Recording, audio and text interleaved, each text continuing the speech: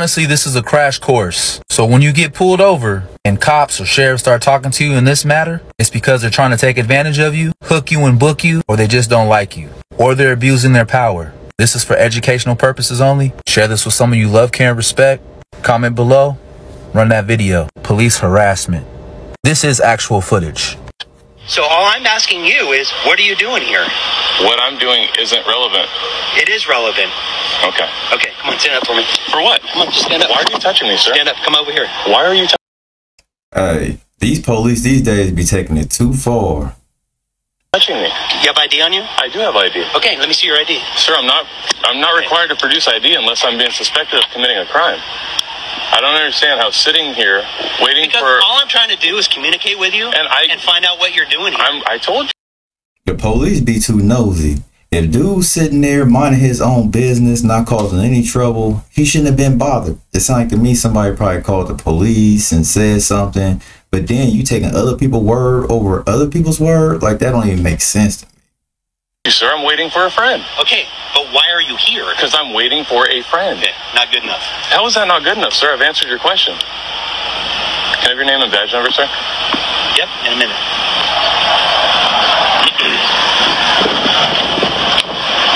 It's right there if you want to film it. You can film it. Boy, and your badge number? Right there, you can film it. 69? Hey, can you not let them beat me at Cedar Bluff and Rothrock, please? I got an unco-op citizen. I don't understand, again, how I'm uncooperative. I've answered You're your not question. answering the simple questions that I'm asking. You're not answering. I've already answered your question, sir. You didn't. You did not tell me why you're here. I don't have to tell you why I'm here, sir. If you ask me, they give the police too much authority. I don't advocate for taking away the whole police force, but they definitely need to do some revamping. That's the issue we're having. But I don't have to. I'm not required by law to tell you why I'm I here. didn't say you were. Okay, so But then why... As a normal citizen, someone who would like to keep the neighborhood safe, you should just give me simple answers so I can leave. I gave you a simple answer, No, sir. that's not the answer I'm looking for. That doesn't matter what you're looking Yeah, for, hey, sir. can you come down to Rothrock and Cedar Bluff? Yeah, copy for me, Sam. Hey, when you were down here earlier on Cedar Bluff, did you contact anyone? No, sir, the house. All right, I got a guy and a young kid down here that are refusing to give me any information and apparently don't have any reason to be here. So come on down here for me. Like, do you have to have a reason to be anywhere? Like, what if you just want to sit there? Like, is it property proper? Is it private property? I don't know. Sir, I've given you a reason why I'm here. No, you know what it is? You're just being a jerk. I'm not being a You are jerk, being sir. a jerk, bro. Standing up for my rights isn't being a jerk. Not standing up for your rights. Sir, it absolutely it's cooperating with me to keep the community safe, to tell me why you're here and why you don't belong here. How do you know that I don't belong here, sir? That's what I'm asking you. I've already given you an explanation of why I'm Sitting here. here waiting for your friend is not a good enough answer. So sitting... You can't tell me where you have a car here? That's not relevant, sir. Okay, that's the problem we're having. You're totally uncooperative. It's not uncooperative, It is sir. uncooperative. Am I legally obligated to answer your questions? No, you're not. Okay, so then Okay. what is the problem? Because it just goes to show you that you're a troublemaker. It's not a troublemaker, sir. I've I see one troublemaker in this video. Matter of fact, I see one bully in this video. I hope he get dealt with. never been arrested. I've never been in trouble in my life. You're setting a very poor example for this young kid right here. To teach my son how to stand up for his rights? It's not about standing up for your rights. Sure it is. It's about standing up for the community. My job is to keep the community safe. And I applaud you for trying to do your job. You're giving me zero information of why you're here. I've given you information, you don't live sir. Here, right? Do you know that I don't live here? No, but I've asked for your ID and you won't give it to me. Because I'm not obligated to give you my ID, this sir. is the issue we're having. Sir, I'm not There's obligated. obviously I'm not saying you're obligated. Okay, so then... We've run into an issue here where you're being uncooperative, not giving me the information I'm asking. I've answered every question you have, sir. Okay, we'll just wait here and see That's fine. what my sergeant wants to do. That is absolutely fine, sir. I have no problem talking to your sergeant. Great.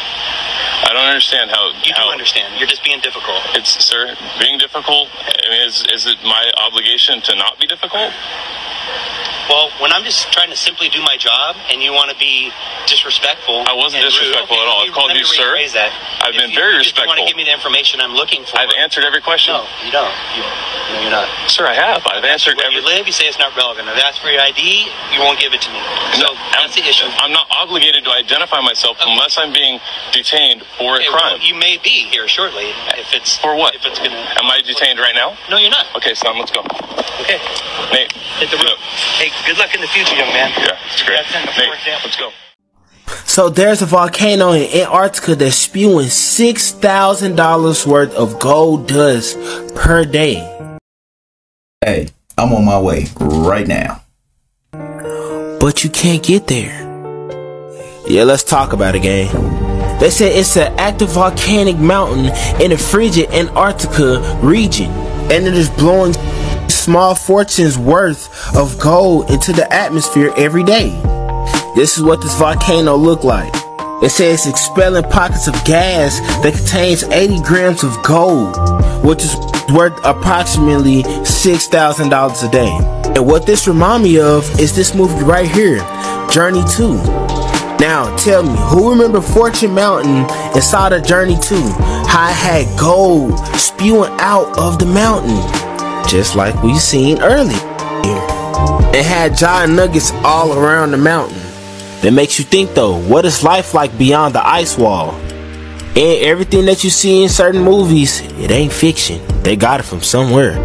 No human has ever seen this. So this is where your socks actually end up when they go missing. I thought they just vanish, but they actually end up under it. What? I'm looking in there. A crane being built or being taken down. They just spawn in, I swear to God. This is the world's darkest material that costs $27 million. First of all, kinda cool. I'd like to wrap my car by colour. Second of all, why the hell does it cost $27 million? Why has the chicken got a perm before he ends up on the Sunday roast? What's going on? Underfloor heating. Yes, I've actually seen this one. Get in, finally. What happens when we die? A rectangular cloud.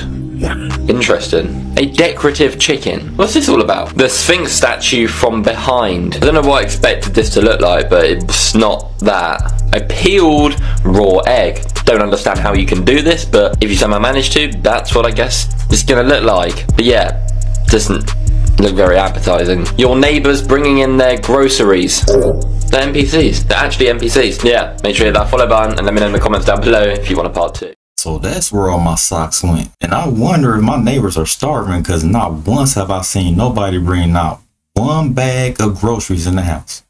Your manifestations are coming into your reality quicker than before. There is a reason for this because the collective consciousness of humanity is ascending. This is why you hear a lot of spiritual people talk about the 5D or the 4D consciousness. Instantaneous manifestation is actually one of the telltale signs that you are in the 5D. Currently, we're not in the 5D per se, we're in the 4D, but we're inching closer to the 5D. So that means your consciousness is more and more aligned with the 5D. This is why your manifestations are coming in way quicker than before. And I'm pretty sure a lot of you have noticed this. A lot of my followers have also been telling me that the dream world and the waking world are starting to feel kind of the same.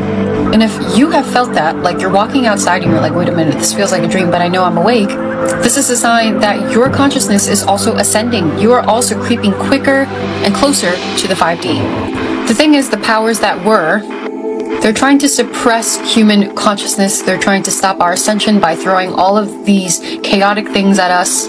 You know, control opposition, order out of chaos. But the thing is, they cannot beat what's meant to happen. And what is happening right now is humanity is ascending, Mother Earth is ascending. And any of you watching this video who resonate, you are part of the Ascension group. And congratulations, you're doing something wonderful for all of us and for Earth. If you want to ascend quicker to the 5D and pulling your manifestations quicker, the key to that is through your heart. Heal your heart chakra, undistort your heart chakra. This is why in ancient Egypt, the pharaoh, if he wants to go into the afterlife, his heart has to be as light as a feather. These ancients knew exactly what they were talking about. This is also why Earth is an anagram for heart. Earth's consciousness is tied directly to your heart chakra. If you want to see the Earth ascend and humanity ascend, you have to work on your heart chakra. Humanity's heart chakra has been distorted for almost 1 million years, and it's time we actually get back to what we were meant to be, which is almost angelic-like in our nature. If you want to learn about how humanity's heart chakra got distorted, how Earth became a prison matrix, how these alien elites are ruling over us, and how they destroyed our angelic DNA, my book, Made in God's Image, which is linked in my bio, talks about everything that you need to know. The things that I write in my book, I can't say on TikTok because my videos have been removed so many times. But this new Earth that we're stepping into, a lot of us are going to see instantaneous manifestations, because think about it, in higher dimensions, time is perceived differently. In 5D, there's a closer alignment with the present moment, and it's free of constraints from the past and the future. So consequently, manifestations occur almost instantaneously, because there's less lag time between the intention, your thought, and the actualization, like the physical manifestation. Hopefully this video will find the right audience, the ones that want to help Earth ascend. We are growing in numbers, and it's a great thing to be happy about. Morbid Facts, Part 239. British woman Victoria Cilliers was skydiving in 2015 when her parachute failed to deploy, causing her to fall 4,000 feet to the ground. She suffered several life-threatening injuries but miraculously survived. Just a few days before this, she survived a mysterious toxic gas leak at her home. Turns out both were later found to be intentional murder plots by her husband, who apparently needed the life insurance money to pay off debts and start a new life with his secret mistress. Dang, like, how bad do you have to be for your husband to want to kill you? And how greedy do you have to be to want to do that? That's deep.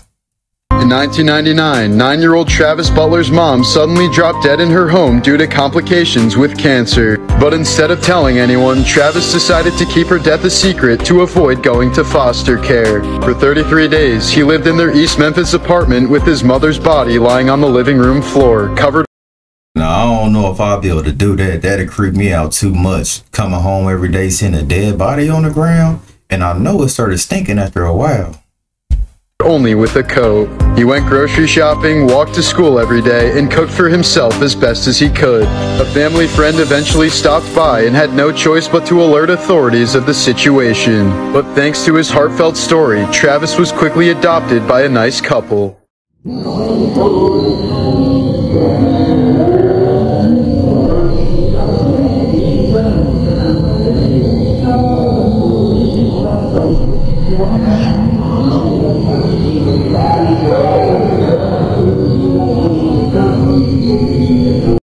Yeah, over there.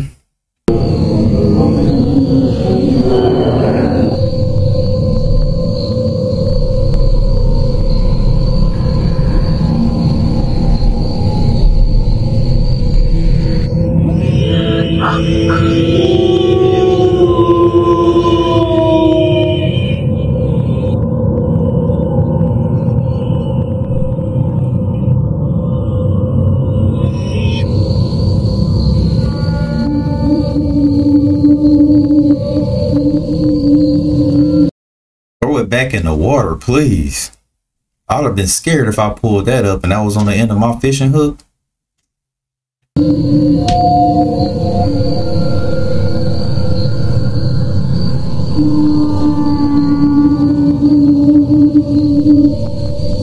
Found this outside of his house.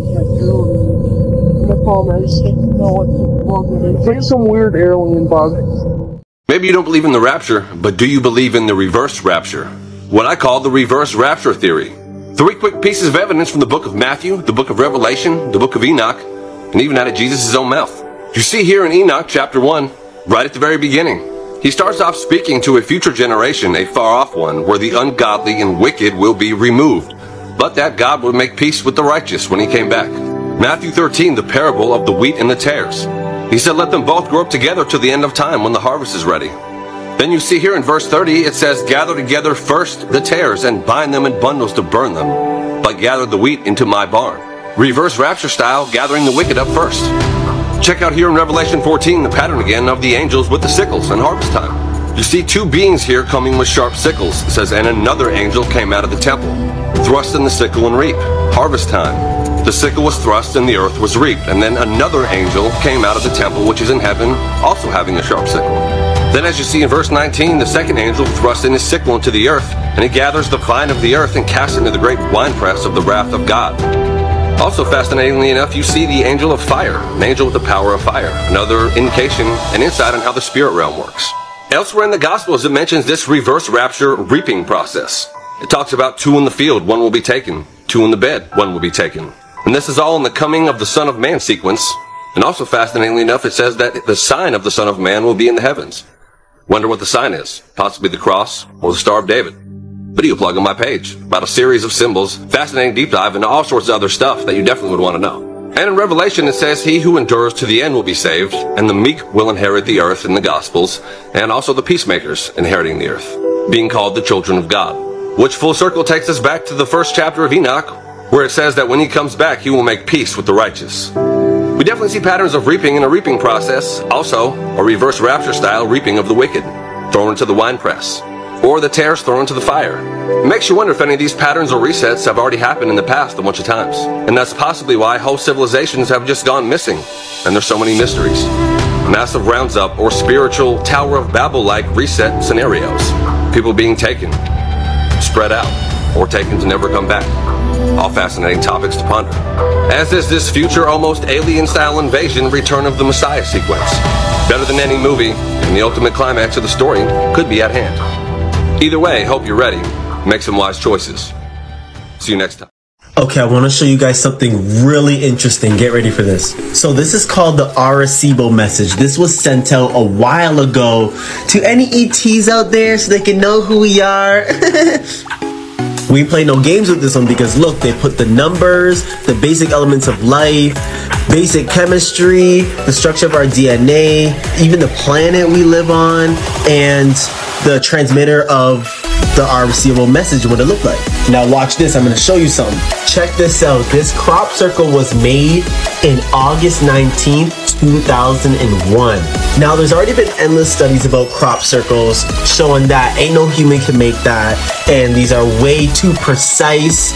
Even the stalks aren't even broken. It's like they were just laid down nicely in a way that couldn't be made from a wood board in your feet. Way too precise, but that's besides the point.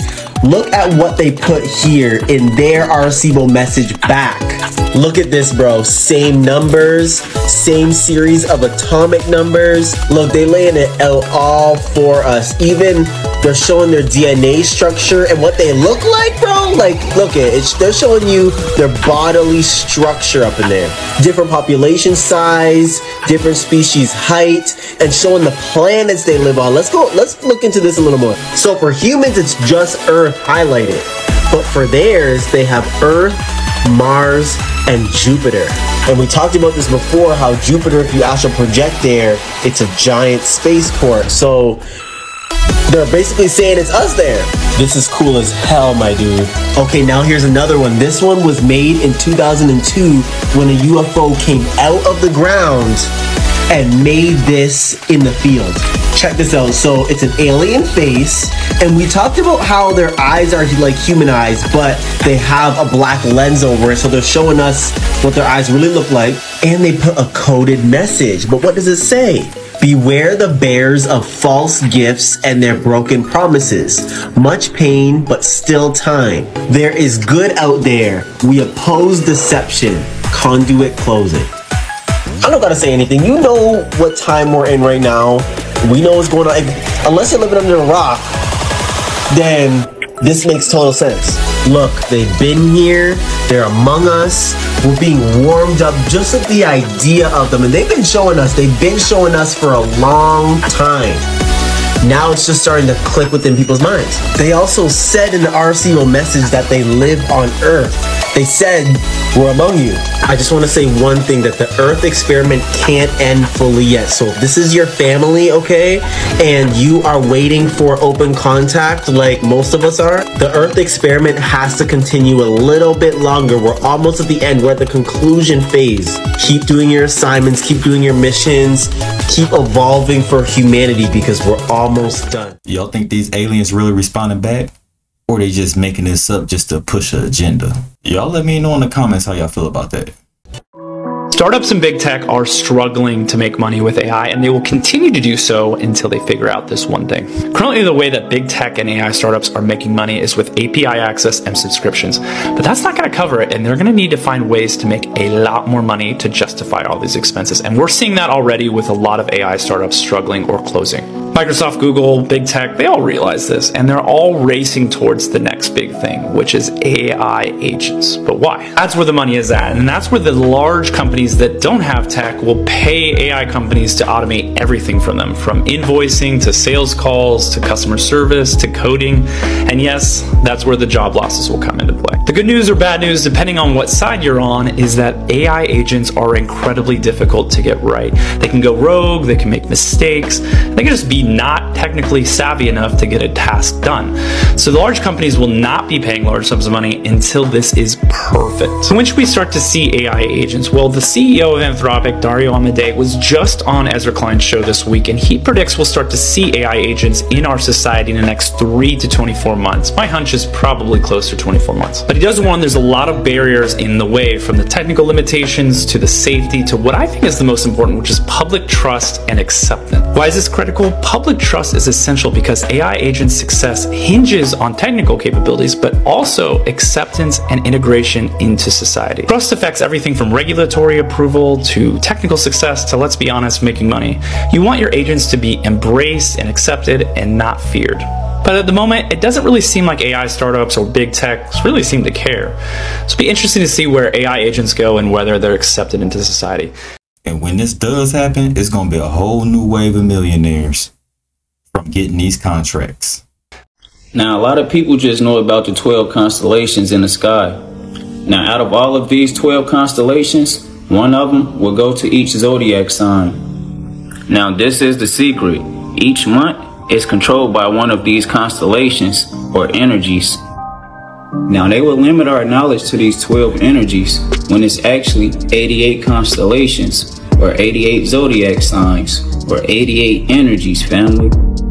So it's a lot of constellations out there they don't even teach us about. They just want you to know about the 12. Now, Google will tell us that some of these stars is hidden and we can't see them all at one time. Now, we are going through a pole shift right now. And with this shift taking place, our Earth axis would tilt. And this would allow new stars and new constellations to come in. So basically what I'm saying is, your whole sky is about to change. This is new energies. This is new light. This is new colors coming in, family. This is ancient energies we haven't seen in a long time, y'all. I believe this is what Chicken Little was talking about when he was saying the sky is falling. The veil have been lifted. We have shifted into a new reality. Our conscious have expanded to a higher dimension, higher energies, higher thoughts. We do the work as a collective to bring in these new energies. And we are moving into the future at a rapid rate. The veil have been lifted and now the energies is pouring in. You wanna know why so many people are stressed out, anxiety, depression in America? These boring ass buildings. Also, humans aren't meant for cities. And if you look at a city, the way it's ran, the grid, they run you like robots in the inner city. Then they call shit like this artwork. This ain't no artwork. This ain't being artistic. This is called symbology, bro. Or ideological subversion. This is sending messages. Like, look, that's fountains made in 1902. And I'm pretty sure y'all done seen way more better sculpture than this. And this is a fountain made in 2023 costing $22 million. Shout out to Tom and Lauren Hill for these pictures, right? In this video I'm about to show y'all. But, like, check this out. Built by PhD, built by illiterates, or what they call, illiterates. If y'all know, this is one of my favorite pics right here. Because I grew up in the Bay Area. And just to really see how, like, what did you replace this for? You know, these domes and those antennas and all those lamp lights that aligned on the side of the building on the top from the World Fair. You know that had value, that had a purpose. Now when you look at these buildings, they replaced those telephones, they replaced those lamp looking poles with the phone lines. You see all those phone lines up there on the bottom building? They like right here. Garbage. Garbage. We done with the plastic era, man. McDonald's, gray buildings. Even all the schools, you go to all the schools, they be gray. They look like office buildings now, bro. Like, y'all remember when schools was built like... When schools be blue inside like prison walls and stuff.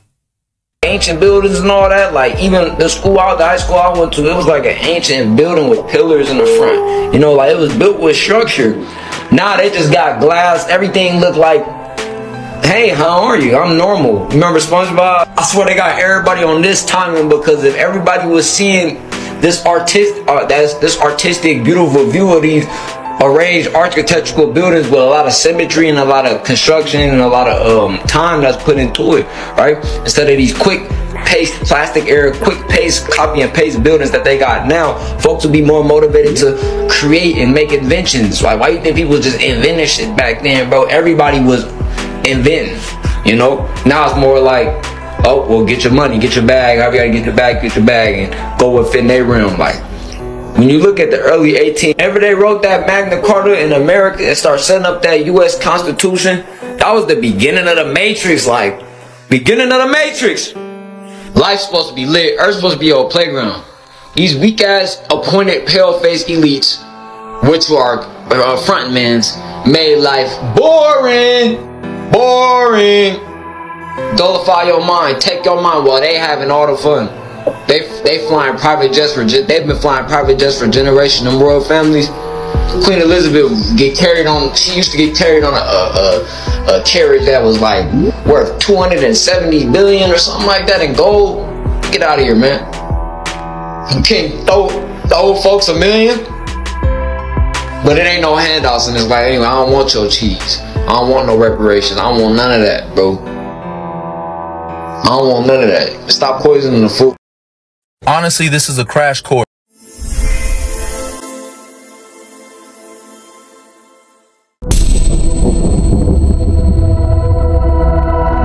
This is light work.